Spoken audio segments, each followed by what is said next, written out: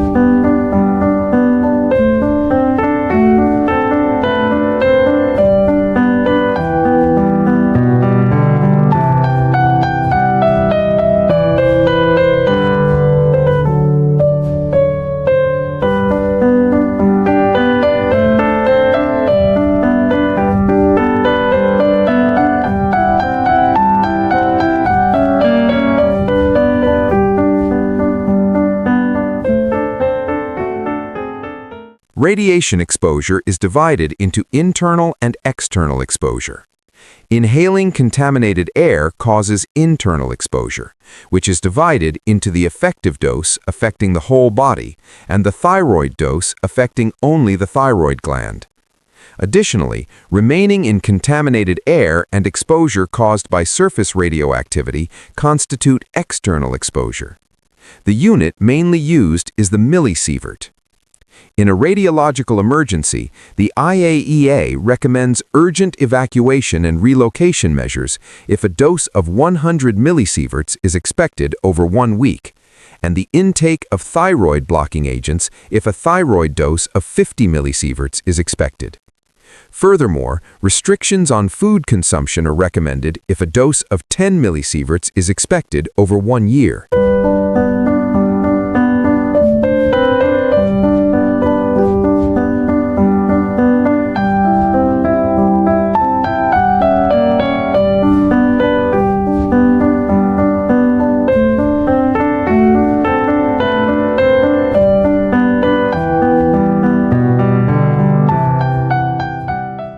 The conclusion is clear. The action guidelines for the golden time, the 3 hours immediately after the explosion, are extremely important. You must unconditionally enter a concrete building, close the windows, and endure. 3 hours after the explosion, 99% of the radioactivity generated immediately after the blast decays. This simulation is for educational purposes only. K-gamma visualizes global risks to help people understand the real consequences of nuclear disasters.